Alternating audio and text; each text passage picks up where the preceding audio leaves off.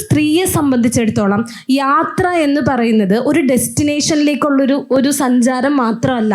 അതെന്ന് വെച്ചാൽ അവരുടെ ഫ്രീഡം അല്ലെങ്കിൽ ഒരു സെൽഫ് കോൺഫിഡൻസിലേക്കുള്ളൊരു സ്റ്റാർട്ടിംഗ് ആണ്. ദൂരദർശന് മുമ്പിൽ ഓം നമ ശിവായയും ജയ് ഹനുമാനും കാണാൻ ഓടിയിരുന്ന ഒരു കാലഘട്ടത്തിൽ ജീവിച്ചൊരു മനുഷ്യനാണ് ഞാൻ. അന്നൊന്നും ഉസ്താദ് ഒരിക്കലും പറഞ്ഞിട്ടുണ്ടായിരുന്നില്ല ജയ് ഹനുമാൻ കണ്ടാലോ ഓം നമ ശിവായ കണ്ടാലോ മതത്തൊന്ന് പുറത്താവുന്നു ഞാൻ പറഞ്ഞിട്ടില്ല. സത്യത്തിൽ ഈ പുസ്തകം വായിച്ചു കഴിഞ്ഞാൽ പുസ്തകത്തിൽ പറയുന്നത് ആർത്തമുള്ള ആൾക്കാർ ശബരിമലയിൽ പോകരുത് എന്നായിരുന്നു. യാത്ര അകലേക്കും അവനവനിലേക്കും എന്ന ഈ സെഷനിലേക്ക് എല്ലാ ശ്രോതാക്കളെയും സഹർഷം സ്വാഗതം ചെയ്യുന്നു. ആദ്യമായി യാത്ര അകലേക്കും അവനവനിലേക്കും എന്നതാണ് നമ്മുടെ വിഷയം. അപ്പം ഇതിനകത്ത് നമ്മൾ നേരത്തെ പറഞ്ഞ ഒരു ഇതനുസരിച്ച് ഒരു ദിൽഷാദ് യാത്രാ ടുഡേയുടെ അദ്ദേഹം കൂടെ ഉണ്ടാവേണ്ടതായിരുന്നു ഈ സെഷൻ എന്ന് തോന്നുന്നു. വേറൊന്നുമല്ല, ഇപ്പോൾ ഇവിടെ ഇരിക്കുന്ന എൻ്റെ ഇരുവശത്ത് ഇരിക്കുന്ന രണ്ടുപേർക്ക് പറഞ്ഞാൽ 1 മണിക്കൂറല്ല, ഒരു ദിവസം പറഞ്ഞാലും തീരാത്തത്ര യാത്രാനുഭവങ്ങളുള്ള ആൾക്കാരാണ് ഇരുവശത്തും ഇരിക്കുന്നത്. അതുപോലുള്ള യാത്രാനുഭവങ്ങളുള്ള ഒരാളാണ് നടുക്ക് ഇരിക്കുന്ന ഞാനും. പക്ഷേ അതുകൊണ്ട് തന്നെ നമുക്ക് ഒരു മണിക്കൂർ 1.25 മണിക്കൂറിലൊന്നും ഈ സെഷനിലെ വളരെ ചെറിയ നേരിയ ഒരു രേഖ മാത്രമേ ഇവിടെ അവതരിപ്പിക്കാൻ പറ്റുള്ളൂ എന്നുള്ള കാര്യത്തിൽ സംശയമൊന്നുമില്ല. കാരണം എത്ര പറഞ്ഞാലും തീരാത്ത അനുഭവങ്ങളുടെ അക്ഷയഖനികളാണ് ഇരുവരും. അപ്പോൾ ഈ ദിൽഷാദും അതുപോലെ തന്നെയായിരുന്നു. ദിൽഷാദാണെന്നുണ്ടെങ്കിൽ ആഫ്രിക്കയിലുള്ള ഗ്രാമാന്തരങ്ങളിലൂടെ ഒറ്റയ്ക്ക് വണ്ടി ഓടിച്ച് കടന്നു പോവുകയും ആ ഗ്രാമത്തിൻ്റെ കുടിവെള്ള പ്രശ്നം കണ്ടെത്തിയിട്ട് അവിടെ കിണർ കുഴിക്കാൻ വേണ്ടി മുന്നിട്ടിറങ്ങുകയും ഒരുപാട് ഗ്രാമങ്ങളിൽ ആഫ്രിക്കയിൽ കിണർ കുഴിച്ചു കൊടുക്കുകയും ചെയ്ത ഒരാളായിരുന്നു ദിൽഷാദ്. അപ്പോൾ അദ്ദേഹം കൂടെ ഉണ്ടായിരുന്നെങ്കിൽ, ആ അനുഭവങ്ങൾ കൂടെ ഉണ്ടായിരുന്നെങ്കിൽ ഒരുപക്ഷെ ഈ സെഷൻ ഒന്നുകൂടെ ഒന്ന് പൊലിമ കൂടിയാൽ. പക്ഷെ എന്തായാലും നിങ്ങളിപ്പം ഈ നിസാർ ഇൽത്തുമിഷിനെയും വായിച്ചിട്ടുണ്ടാവും. ഗീതു മോഹൻദാസിനെ കൂടുതലും എഴുത്ത് കുറവാണ്. യാത്രാ മാഗസിൻ ഞാൻ പരിചയപ്പെടുന്നത്, ഞാൻ യാത്രാ മാഗസിനിൽ ചീഫ് സബ് എഡിറ്ററായിട്ടൊരു 11 വർഷക്കാലം ഉണ്ടായിരുന്നു. ആ കാലഘട്ടത്തിലാണ് നിരവധി യാത്രികരുമായിട്ട് പരിചയപ്പെടാനൊരു അവസരം കിട്ടിയത്. അപ്പോൾ അങ്ങനെ പരിചയപ്പെട്ട ഒരാളാണ് ഗീതു മോഹൻദാസ്. ഗീതുവിൻ്റെ പ്രധാനപ്പെട്ട എനിക്ക് തോന്നിയൊരു വലിയൊരു കോൺട്രിബ്യൂഷൻ എന്ന് പറയുന്നത്, സ്ത്രീകൾ ഒറ്റയ്ക്ക് യാത്ര ചെയ്യാൻ പഠിക്കുന്ന സ്ത്രീകളെപ്പോലും ഒറ്റയ്ക്ക് യാത്ര ചെയ്യാൻ പറ്റുന്നതാണ് ഈ ലോകം എന്ന് തെളിയിച്ചു കൊടുത്ത ഒരു യാത്രികയാണ്. നിസാറിനെ പറ്റി പറയുകയാണെന്നുണ്ടെങ്കിൽ, നിസാർ യാത്രാ വിവരണ ഗ്രന്ഥം എന്ന് പറയുന്നത് അവസാനമായിട്ട് എഴുതിയ നരമുണ്ട് ഖേല എന്ന് പറയുന്ന പുസ്തകം മാത്രമേ യാത്രാ വിവരണമായിട്ട് എഴുതിയിട്ടുള്ളൂ. പക്ഷേ അദ്ദേഹത്തിൻ്റെ കൃതികൾ നോവലുകളാണ്. ആ നോവലുകളിലൊക്കെ തന്നെയും തുടിച്ചു നിൽക്കുന്നത് അദ്ദേഹം കടന്നുപോയ യാത്രകളുടെ അനുഭവങ്ങളാണ്. നൂറുൽ മുനീർ പൂർണ്ണാനന്ദ എന്ന് പറയുന്ന നോവൽ ഇപ്പോൾ 32ാമത്തെ പതിപ്പ് എത്തിക്കഴിഞ്ഞു. അത്രയും വായനക്കാർ, നമ്മുടെ ഇവിടുത്തെ വായനാ ലോകം അദ്ദേഹത്തെ സ്വീകരിച്ചു കഴിഞ്ഞിരിക്കുന്നു. വീണ്ടും വീണ്ടും യാത്രകൾ നടത്തുന്നു. ആ യാത്രകളിൽ പുതിയ പുതിയ നോവലുകൾ പുറത്തുന്നു. അവസാനമായിട്ട് ഇറങ്ങിയത് അഗർത്ത എന്ന് പറയുന്ന നോവലാണ്, അല്ലേ? അഗർത്ത എന്ന് പറയുന്ന നോവലാണ് അവസാനമായിട്ട്. അതും നന്നായിട്ട് മൂവ് ചെയ്യുന്ന ഒരു നോവലാണ്. നൂറുൽ മുനീർ പൂർണ്ണാനന്ദ എന്നുള്ള അതിൻ്റെ ടൈറ്റിൽ കേൾക്കുമ്പോൾ തന്നെ നമുക്കൊരു ഇത് തോന്നും, ഇതെന്തൊരു പേരാണ്, അല്ലെങ്കിൽ ഇങ്ങനെയൊരു പേരോ എന്നൊരു സംശയം തോന്നും. നമുക്ക് അതിൽ വെച്ച് തന്നെ തുടങ്ങാമെന്ന് തോന്നുന്നു, അല്ലേ?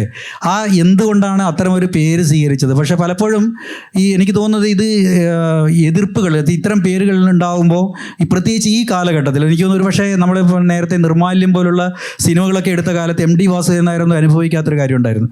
അദ്ദേഹം അതിനകത്തെ വെളിച്ചപ്പാടിനെ കൊണ്ട് വിഗ്രഹത്തിൽ തുപ്പിച്ചപ്പോൾ ആരും നമ്മുടെ ലോകം ഒന്നും ഇളകി മറിഞ്ഞതൊന്നുമില്ല. പക്ഷേ ഇന്നത്തെ കാലത്ത് നമുക്കത് പറ്റാത്തൊരവസ്ഥയിലേക്കാണ് നമ്മുടെ ലോകം നീങ്ങിക്കൊണ്ടിരിക്കുന്നത്.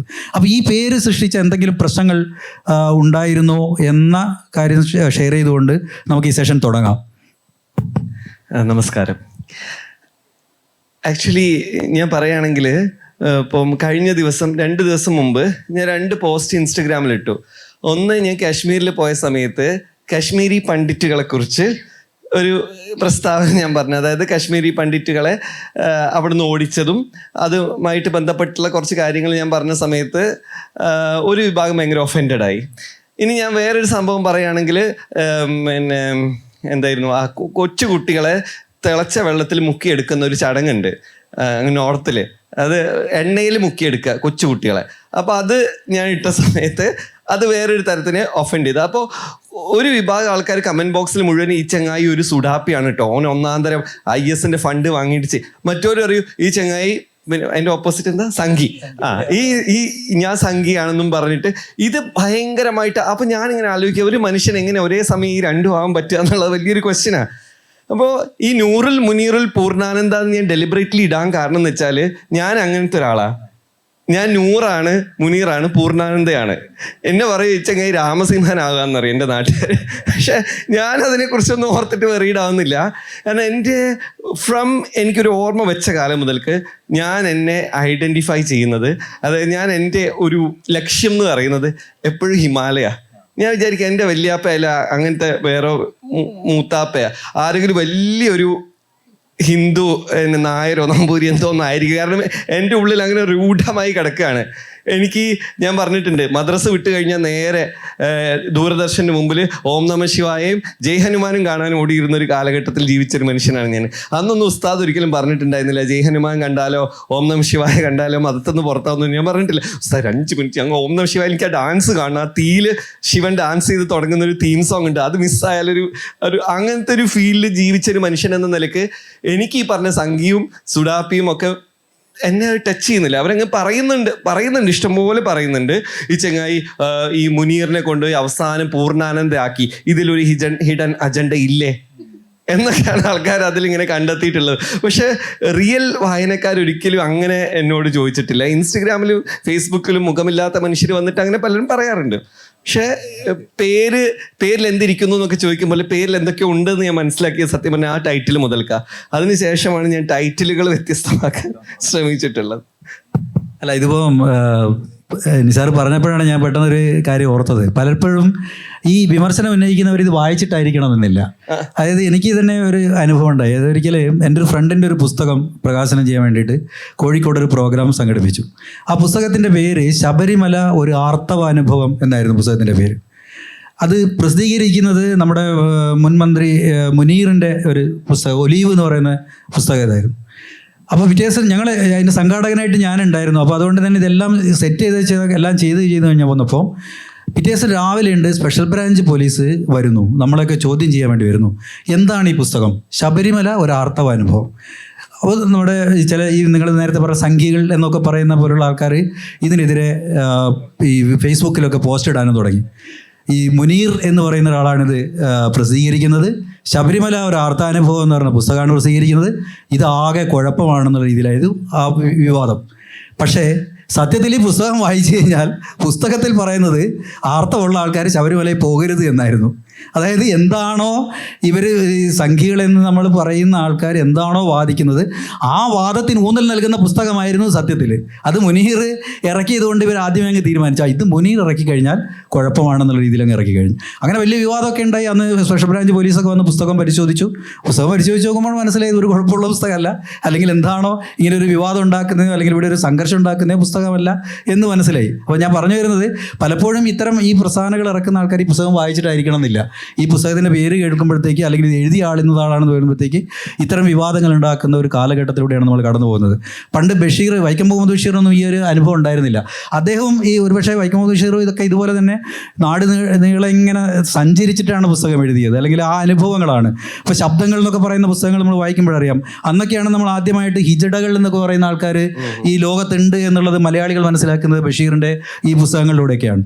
അതുപോലെ തന്നെയാണ് ഇദ്ദേഹത്തിൻ്റെ പുസ്തകങ്ങളിലൂടെയാണ് നമ്മൾ കാണാത്ത കേൾക്കാത്ത ആചാരവിശേഷങ്ങളുള്ള ഒരു വലിയൊരു ലോകം ഇന്ത്യയിലുണ്ട്, അല്ലെങ്കിൽ ഇന്ത്യ എന്ന് പറയുന്നത് നമ്മൾ ഈ കാണുന്നതൊന്നുമല്ല. ഇതിനപ്പുറത്ത് എന്താ പറയേണ്ടത്, വൈവിധ്യങ്ങൾ എന്ന് പറഞ്ഞാൽ വൈവിധ്യം എന്നും പറഞ്ഞാൽ പോരാ, അത്രയ്ക്ക് വൈവിധ്യങ്ങളുടെ ഒരു ലോകമാണ് ഇന്ത്യ എന്ന് പറയുന്നത് നമ്മൾ സഞ്ചരിച്ചാൽ തന്നെ നമുക്ക് മനസ്സിലാക്കുള്ളൂ. അപ്പോൾ ഈ സഞ്ചാരത്തിലൂടെ തന്നെയാണ് നമ്മൾ എപ്പോഴും ഒരു എന്താ പറയേണ്ടത്, നമ്മളൊരു കൂപമണ്ഡൂകമായിട്ട് ഒതുങ്ങിപ്പോകുന്നിടത്തു നിന്നും നമ്മുടെ സഞ്ചാരം നമ്മുടെ മനസ്സിനെ ഒരു വലിയ ഒരു തലത്തിലേക്ക് ഉയർത്തുന്നു. അപ്പം നമുക്ക് തന്നെ അറിയാം, നമ്മളിപ്പോൾ നാട്ടിൽ ഇപ്പം ഇവിടെ തന്നെ ഉണ്ടായിരുന്ന സമയത്ത് ആദ്യമൊക്കെ ഞാൻ എൻ്റെ ഒരു കുട്ടിക്കാലത്തൊക്കെ തമിഴന്മാരെ ആക്രി വെറുക്കുന്ന ആൾക്കാരെയായിരുന്നു കണ്ടു വളർന്നത്. അപ്പം ഞാൻ വിചാരിച്ചു തമിഴ് എന്ന് പറയുന്നത് ഇങ്ങനെ പണിക്ക് വേണ്ടി വരുന്ന ആൾക്കാർ മാത്രമാണോ എന്നായിരുന്നു എൻ്റെ ഒരു ധാരണ. പക്ഷേ ഇവിടെ നിന്ന് വിടുകയും മദ്രാസ് പോലുള്ള സ്ഥലത്ത് പോവുകയും അവിടെ അവരോടൊത്ത് ജീവിക്കുകയും ചെയ്യുമ്പോഴാണ് നമ്മൾ മനസ്സിലാക്കുന്നത് വലിയൊരു കൾച്ചറിൻ്റെ, നമ്മളെക്കാളൊക്കെ എത്രയോ മഹത്തായ ഒരു കൾച്ചറിൻ്റെ ആൾക്കാരാണ് ഇവരെന്ന് മനസ്സിലാക്കുകയും അവരുടെ സ്നേഹം നമ്മൾ ഉൾക്കൊള്ളുകയൊക്കെ ചെയ്യുമ്പോഴാണ് മനസ്സിലാകുന്നത് നമ്മൾ ഇത്രയും കാലം കിടന്നിരുന്നത് ഒരു കൂപ മണ്ഡൂകത്തിലായിരുന്നു. അതുകൊണ്ടാണ് നമുക്കിതൊന്നും മനസ്സിലാവാത്തത്. അപ്പോൾ ഇങ്ങനെ സഞ്ചരിച്ചാണ് നമ്മൾ ഈ ലോകം കാണുകയും ഈ ലോകത്തിലൂടെ നമ്മളെ തന്നെ മാറ്റിയെടുക്കുകയും ചെയ്യുന്നത്. എത്ര അകലേക്ക് പോയാലും അവനവനിലേക്ക് വരുന്ന വരുന്ന ഒരു യാത്ര. ആ യാത്രയുടെ അനുഭവം ഇനി നമുക്ക് ഗീതുവിനോടും കൂടെ ഒന്ന് ചോദിക്കാം. ഗീതു എന്തുകൊണ്ടാണ് ഈ ഒരു യാത്ര ഇഷ്ടപ്പെടുകയും, അല്ലെങ്കിൽ യാത്ര ഈ സ്ത്രീകൾ, അല്ലെങ്കിൽ പലപ്പോഴും വീട്ടിനുള്ളിൽ ഒതുങ്ങിപ്പോകുന്ന സ്ത്രീകൾ, ഇപ്പം നമ്മൾ റഫീഖ് അഹമ്മദിൻ്റെ തന്നെ ഒരു കവിതയുണ്ട്. ആ കവിതയിൽ ഒരു ആയ ഒരു ആൾ യാത്ര പോയി ഈ ലോകം മുഴുവൻ കാണുകയാണ്. പക്ഷേ വീട്ടിലിരിക്കുന്ന സ്ത്രീ എന്താ ചെയ്യുന്നത്? ഇവിടെ നിന്ന് അലക്കുകല്ലിൻ്റെ അടുത്തേക്ക് യാത്ര പോകുന്നു, അടുക്കളയിലേക്ക് യാത്ര പോകുന്നു, തിരിച്ച് അവരുടെ സ്ഥലത്തേക്ക് വരുന്നു, മോനെ സ്കൂളിലേക്ക് വിടാൻ വേണ്ടി പോകുന്നു. ഇങ്ങനെ ഈ ചെറിയ ചെറിയ ഈ യാത്രകളാണ് വീട്ടമ്മമാരെന്ന് ഇപ്പോൾ പറയാൻ പാടില്ല എന്നറിയാം, പക്ഷേ എങ്കിലും പറയുകയാണ്, അത്തരം ആൾക്കാരുടെ യാത്രകൾ. പക്ഷേ ഈ സ്ത്രീ, അല്ലെങ്കിൽ ഒരു വീട്ടിൽ ഒതുങ്ങിപ്പോയ ഒരു സ്ത്രീ നടത്തിയ കൊച്ചു യാത്രകൾ, അതായത് അലക്കുകല്ലിൽ നിന്ന് വീട്ടിലേക്കും അടുക്കളയിൽ നിന്ന് ഇതിലേക്ക് നടത്തുന്ന ആ യാത്രകൾ എല്ലാം കൂടെ കൂട്ടിച്ചേർത്ത് കഴിഞ്ഞാൽ ഈ ലോകത്തിൻ്റെ അങ്ങേയറ്റത്തേക്കുള്ളൊരു യാത്ര അവർക്കും സാധ്യമാവുമായിരുന്നു എന്ന് പറയുന്ന ഒരു കവിതയുണ്ട് റഫീഖ് അഹമ്മദിൻ്റെ. അപ്പോൾ ഇങ്ങനെ അത്തരം ഒതുങ്ങിപ്പോയിരുന്ന ആൾക്കാരെ ഈ യാത്രയുടെ ഒരു വിശാലമായ ലോകത്തിലേക്ക് കൂട്ടിക്കൊണ്ടുവരുവാൻ ഗീതുവിനെ പ്രേരിപ്പിച്ച ഒരു ഘടകം എന്താണ്, അല്ലെങ്കിൽ ഗീതു അതിലേക്ക് വരാനുള്ള ഒരു കാരണം എന്താണ്? എല്ലാവർക്കും നമസ്കാരം. യാത്ര എന്ന് പറഞ്ഞിട്ടുണ്ടെങ്കിൽ ചെറുപ്പം മുതലേ തന്നെ ഞാൻ യാത്ര ചെയ്യുന്ന ഒരാളാണ്. കൊച്ചിലെ തന്നെ, അതായത് നേച്ചർ ക്യാമ്പുകളിൽ കൂടിയാണ് യാത്രകൾ സ്റ്റാർട്ട് ചെയ്യുന്നത്. കേരള ഫോറസ്റ്റ് ഡിപ്പാർട്ട്മെൻറ്റും ചില NGOസും ഒക്കെ നടത്തുന്ന നേച്ചർ ക്യാമ്പുകൾ കേരളത്തിൻ്റെ വിവിധ ഭാഗങ്ങളിലുണ്ടായിരുന്നു. അങ്ങനെയാണ് ഞാൻ ശരിക്കും യാത്രയിലേക്ക് വരുന്നത്. എങ്ങനെയാണ് ഒരാൾ യാത്ര ചെയ്യേണ്ടത്, ഒരു യാത്രയിൽ എന്തൊക്കെയാണ് കാണേണ്ടത്, മനസ്സിലാക്കേണ്ടത് എന്നൊക്കെ എന്നെ പഠിപ്പിച്ചത് ശരിക്കും ഈ ഫോറസ്റ്റ് ഡിപ്പാർട്ട്മെൻറ്റിൻ്റെ കൂടെ ശിരുവാണിയിലും നെല്ലിയാമ്പതിയിലും ഒക്കെ 4ാം ക്ലാസ് മുതൽ നടത്തിയ ചെറിയ ചെറിയ യാത്രകളിൽ നിന്നാണ്. അപ്പോൾ ഒരു കാര്യം മനസ്സിലായത് എന്താണെന്ന് വെച്ചാൽ, ഞാൻ എന്നെ തന്നെ മോൾഡായിക്കൊണ്ടിരിക്കുക. അതായത് എൻ്റെ സ്വഭാവത്തിൽ ഒരാളെ കാണുമ്പോൾ ആ കാണുന്ന ആളിൽ ഞാൻ ഉണ്ടാക്കുന്ന പെർസ്പെക്റ്റീവ്സ്, ഇതൊക്കെ ഓരോ യാത്രയിലും മാറിക്കൊണ്ടിരിക്കുകയാണ്. അപ്പോൾ പുറത്തേക്ക് ഇറങ്ങിക്കഴിഞ്ഞപ്പോൾ എനിക്ക് ഈ പറയുന്ന പോലെ ഒരു വലിയൊരു റെസ്ട്രിക്ഷൻ എൻ്റെ വീട്ടിൽ നിന്ന് കിട്ടിയിട്ടില്ല സത്യം പറഞ്ഞിട്ടുണ്ടെങ്കിൽ. കാര്യം എൻ്റെ അച്ഛൻ, അതിന് ഏറ്റവും നന്ദി പറയേണ്ടത് എൻ്റെ അച്ഛനോടാണ്. കാര്യം അച്ഛൻ്റെ ഒരു വാശിയായിരുന്നു, ഒരു പെൺകുട്ടി എന്നുള്ള പേരിൽ നിന്നെ ആരും എവിടെയും ബ്ലോക്ക് ചെയ്യരുത് എന്നുള്ളത്. പകരം എന്താ പറഞ്ഞിരുന്നത്, എന്ത് കാര്യമാണെങ്കിലും നീ തന്നെ ചെയ്യണം. അതിപ്പോൾ ഒരു 5ാം ക്ലാസ്സിൽ പഠിക്കുന്ന സമയത്ത് ഒരു നമ്മുടെ ഇലക്ട്രിസിറ്റി ബില്ല് അടയ്ക്കാനായിട്ടാണെങ്കിൽ അച്ഛൻ എന്നെ വിടും, എൻ്റെ അടുത്ത് പറയും നീ പോയി അടയ്ക്കുമെന്ന് പറയും. ബിക്കോസ് നീ പഠിക്കണം. അത് എങ്ങനെയാണ് ഒരു സ്പൂൺ ഫീഡ് ചെയ്തല്ല ഒരു പെൺകുട്ടീനെ വളർത്തേണ്ടത് എന്ന് ശരിക്കും എനിക്ക് കാണിച്ചു തന്നത് എൻ്റെ അച്ഛനാണ്. അപ്പോൾ അങ്ങനൊരു അച്ഛൻ ഉണ്ടായതുകൊണ്ട് തന്നെ, അല്ലെങ്കിൽ അതിനെ സപ്പോർട്ട് ചെയ്തുകൊണ്ട് ഒരു അമ്മ ഉണ്ടായതുകൊണ്ടാണ് ശരിക്കും ഗീതു എന്ന് പറയുന്ന ഇന്നിപ്പോൾ നിങ്ങൾ ഇവിടെ ഇരുന്ന് സംസാരിക്കാൻ പറ്റുന്ന രീതിയിലൊരു യാത്രിക ഉണ്ടായത്. പക്ഷേ ഇത് എൻ്റെ കാര്യം ഇങ്ങനെയാണെന്ന് കരുതി നമ്മുടെ സമൂഹത്തിലെ കാര്യം ഇങ്ങനെയല്ല. കാര്യം ഒരു പെൺകുട്ടീനെ വളർത്തുന്നത് സത്യം പറഞ്ഞാൽ ഒരുപാട് റെസ്ട്രിക്ഷനിൽ കൂടിയാണ്. ഇപ്പോൾ ഇവിടെ ഒരുപാട് സ്ത്രീകൾ ഇരിക്കുന്നുണ്ട്. നിങ്ങൾക്ക് എല്ലാവർക്കും അറിയാം, ഒരു യാത്ര പോകണമെന്ന് നമ്മൾ ആഗ്രഹിച്ചാൽ പോലും എത്രത്തോളം പെർമിഷൻസ് നിങ്ങൾക്ക് ആവശ്യമാണ്, അല്ലേ? അപ്പോൾ ഒരു സ്ത്രീയെ സംബന്ധിച്ചിടത്തോളം യാത്ര എന്ന് പറയുന്നത് ഒരു ഡെസ്റ്റിനേഷനിലേക്കുള്ളൊരു സഞ്ചാരം മാത്രമല്ല. അതെന്ന് വെച്ചാൽ അവരുടെ ഫ്രീഡം, അല്ലെങ്കിൽ ഒരു സെൽഫ് കോൺഫിഡൻസിലേക്കുള്ളൊരു സ്റ്റാർട്ടിംഗ് ആണ്.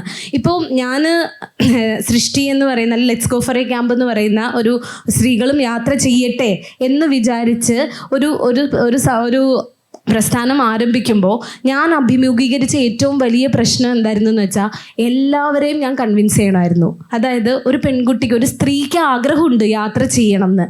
പക്ഷേ അവർ എടുക്കുന്ന പെർമിഷൻ എന്ന് പറഞ്ഞാൽ അച്ഛൻ്റെ ഓക്കെ, അമ്മയുടെ ഓക്കെ, അമ്മാവൻ്റെ, അമ്മൂമ്മയുടെ, അപ്പൂപ്പൻ്റെ, പിന്നെ അപ്പുറത്തെ വീട്ടിലെ ചേട്ടൻ്റെ, ചേച്ചിയുടെ, ഈ എല്ലാവരുടെയും പെർമിഷൻ കിട്ടിയാലേ ഒരാൾക്ക് യാത്ര ചെയ്യാൻ പറ്റുള്ളായിരുന്നു. ഇത്രയും പെർമിഷൻസ് കിട്ടി പുറത്ത് വരുന്ന ഒരാൾ ഒരു തവണ വന്നു കഴിഞ്ഞാൽ അവർക്കുണ്ടാവുന്ന ഒരു ചേഞ്ച് എന്ന് പറഞ്ഞാൽ അത് നമുക്ക് ഒരിക്കലും വാക്കുകൾ കൊണ്ട് അത് പറയാൻ പറ്റില്ല. കാര്യം വേറൊരാളായിട്ടാണ് ഒരു യാത്ര കഴിഞ്ഞ് തിരിച്ചു വരുന്നത്. ഒരു റീബോൺ എന്ന് പറയാം, എന്താ പറയുക മലയാളത്തിൽ, പുനർജന്മം എന്നാണ് പറയുക. അതായത് രണ്ടാമത് ജനിച്ചു വന്ന ഒരാളായിട്ടാണ് ഓരോ സ്ത്രീ, ഞാൻ പറഞ്ഞില്ല 20,000-ന് മുകളിൽ സ്ത്രീകളെ നമ്മൾ ആദ്യമായിട്ട് യാത്ര ചെയ്തിട്ടുണ്ട് നമ്മുടെ കൂടെ. ആ 20,000 സ്ത്രീകൾക്കും 20,000 കഥകളാണ് പറയാനുണ്ടായത്. എൻ്റെ കയ്യിൽ എൻ്റെ മനസ്സ് മുഴുവനും ഇവരുടെ ജീവിതത്തിലെ കഥകളാണ് കിടക്കുന്നത്. അപ്പോൾ ഈ ഒരു റീബോൺ എന്ന് പറയുന്നത്, അല്ലെങ്കിൽ അവർ തിരിച്ചു വരുന്നത് മറ്റൊരാളായിട്ടാണ് ഓരോ യാത്ര കഴിയുമ്പോഴും. അത് തന്നെയാണ് ശരിക്കും എന്നെ ഇപ്പോൾ യാത്ര ചെയ്യിക്കുന്നത് ജീവിക്കാനായിട്ട് ഇങ്ങനെ മോട്ടിവേറ്റ് ചെയ്തുകൊണ്ടിരിക്കുന്നത്. അപ്പോൾ ഞാൻ ഒരു സ്ഥലം പോയി കണ്ടാൽ എൻ്റെ മനസ്സിൽ ഞാൻ തന്നെ യാത്ര ചെയ്ത് കണ്ട സ്ഥലം കാണുമ്പോൾ എനിക്ക് തോന്നുന്നത് അടുത്തത് എന്നെ അറിയുന്ന, എൻ്റെ പുറകിലുള്ള, എൻ്റെ കൂടെ നിൽക്കുന്ന എല്ലാവരും ഇത് കാണണം. ഞാൻ പോയില്ലെങ്കിൽ ഇവരിത് കാണുമോ എന്നുള്ളതാണ് എൻ്റെ ഒരു ക്വസ്റ്റ്യൻ. അപ്പോൾ അവരെ കാണിക്കണം. ഓക്കെ, ഞാൻ പോയി കാണുന്ന എല്ലാ കാഴ്ചയും, ഞാൻ പോയി കാണുന്ന എല്ലാ അനുഭവങ്ങളും അത് അവരെല്ലാവരും കാണണം.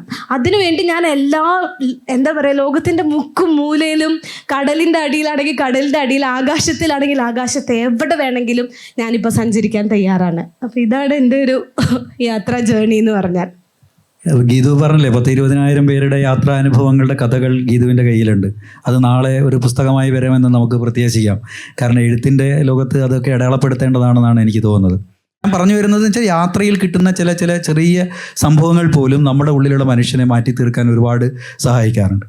അതെടുത്തു, എൻ്റെ കുലം മുടിഞ്ഞു, എൻ്റെ വീട്, എൻ്റെ ഭാര്യ, എൻ്റെ മക്കൾ, 3 മക്കൾ മരിച്ചു, ഭാര്യ മരിച്ചു, അച്ഛനമ്മ മരിച്ചു, എല്ലാം നഷ്ടപ്പെട്ടു.